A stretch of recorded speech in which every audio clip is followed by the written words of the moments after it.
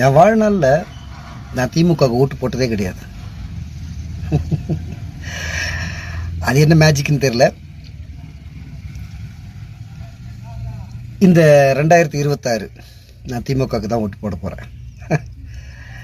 அதுக்கு காரணம் ரொம்ப சிம்பிளாக சொல்லலாம்.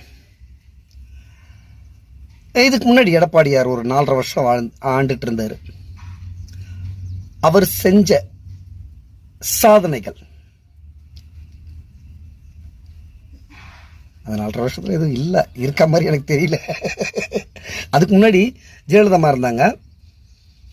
அவங்க குறிப்பாக சொல்லணும்னா அவங்க வந்து ஃபஸ்ட்டு சிறைக்கு போயிட்டு வந்ததுக்கு அப்புறம் ஜெயிச்சதுக்கு அப்புறம் நிறைய திட்டங்கள் கொண்டு வந்தாங்க.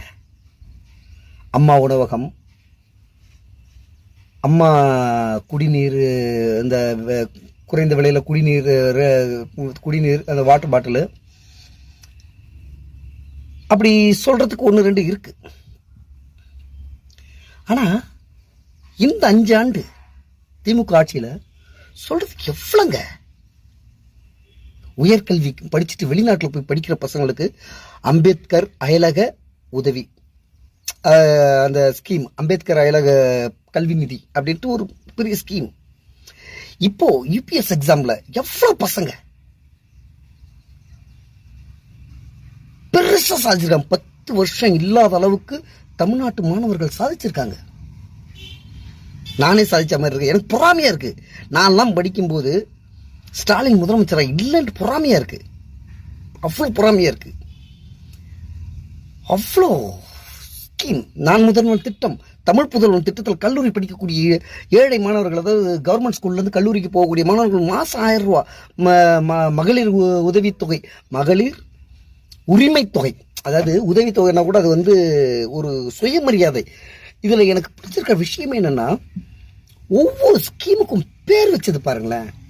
நான் முதல்வன், அதாவது அந்த பயனாளிகள், அந்த பசங்க இருக்காங்கல்ல, அந்த பசங்களே முதல்வன். ஓகேங்களா? தமிழ் புதல்வன், கல்லூரிக்கு போகக்கூடிய மாணவர்களுக்கு கொடுக்கக்கூடிய ஸ்கீமுக்கு அந்த 1000 ரூபா மாதம் கொடுக்குறாங்கன்னா அந்த ஸ்கீமுக்கு வந்து பேர் பாருங்களேன், தமிழ் புதல்வன். மகளிர் உரிமை தொகை, அதாவது உனக்கு நான் கொடுக்குற தானமோ தர்மமோ இல்லை, உன்னுடைய உரிமை அது, அந்த மகளிர் உரிமை தொகை. அதுக்கப்புறமேட்டி மகளிர் விடியல் பயணம். உங்களுடைய வாழ்க்கை விடிஞ்சிருச்சு, நீங்க வந்து காசு கொடுத்து பயணம் பண்ண வேணாம், அது விடியல் பயணம். அதுல எல்லாத்துலயும் சுயமரியாதை இருக்கு. அம்பேத்கர் அயலக கல்வி நிதி அப்படின்ட்டு ஒரு இது. அதுலயும் பாருங்க, அம்பேத்கர் வந்து குறிப்பிடுறாங்கன்னா, அம்பேத்கர் வெளிநாடு போய் படிக்கிறதுக்கு எவ்வளவு போராடி போய் படிச்சாருன்றது நம்ம எல்லாருக்கும் தெரியும். அவர் பேர் வச்சிருக்காங்க, வெளிநாட்டுக்கு போய் நீ படி ஈஸியா. அவர் ரொம்ப போராடிட்டாரு போய் படிக்கிறதுக்கு, நீ ஈஸியா போய் படி அப்படின்ட்டு வச்சிருக்காங்க. அதுக்கப்புறமாட்டி இப்படி அடிக்கிட்டே போலாம். எவ்வளவு ஸ்கீம். சத்தியமா இன்னும் 100 வருஷத்துக்கு இந்த ஸ்கீம்ல ஒரு ஸ்கீமை கேன்சல் பண்ணணும்னு நினைச்சா முடியாது. தமிழ்நாட்டில் பெரிய போராட்டமே இருக்கும். அன்னைக்கு வர முத்துவேல் கருணாநிதி ஸ்டாலின் தான் முதல்வர். இது அண்ணா சொன்ன வார்த்தை. நான் கொண்டு வந்த திட்டங்களை யாராவது தகர்க்கணும்னு நினைக்கும் போது தமிழ்நாட்டில் பெரிய போராட்டமே நடக்கும் அப்படின்னு சொன்னாரு. அப்படி தகர்த்துட்டீங்கன்னா, தகர்க்கிற வரை அண்ணாதுரை தான் சிஎம். அதே தான் நான் சொல்றேன்.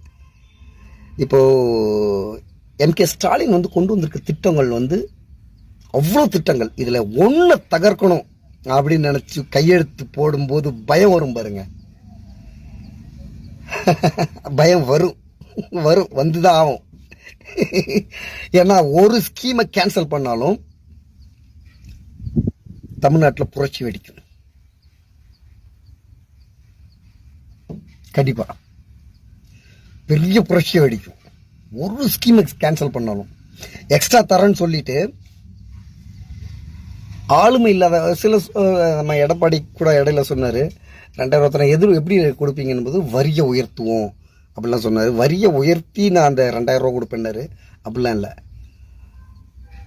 பொருளாதாரம்னு ஒன்று இருக்கு, தற்சார்பு பொருளாதாரம். இப்போ மத்திய அரசு வந்து அவங்க தர வேண்டிய நிதிகளை வந்து பெரிய அளவில் கொடுக்காம தமிழ்நாட்டோட வளர்ச்சியை தடுக்கிறாங்க. இருந்தாலும் ஸ்டாலின் வந்து ஒரு தற்சார்பு பொருளாதார நிபுணரால் மட்டும்தான் அந்த வரிசுமையை, அந்த தராமல் தடுக்கக்கூடிய வரிசுமையை மீறி பொருளாதாரத்தில் இன்றைக்கி வந்து இந்தியாவில் 2வது இடத்துல வந்திருக்கு. எல்லா விஷயத்துலையும் மகளிர் பாதுகாப்பில் முதலிடம், கல்வியில் முதலிடம் அப்படின்ட்டு எல்லா இடத்துலையும் முன்னேறி வந்திருக்கு. இந்தியா சுதந்திரம் வாங்கும்போது தமிழ்நாடு வந்து கடை கோடியில் இருந்தது வளர்ச்சியில். இதுக்கு எல்லாத்துலேயும் முதல் இடத்துல வந்திருக்கு. த மேஜிக் 5 வருஷம் நடந்தது பெரிய மேஜிக். இதுவரை திமுகவுக்கு ஓட்டு போட்டதே கிடையாது. ஃபர்ஸ்ட் டைம் ஓட்டு போட போகிறேன் திமுகவுக்கு.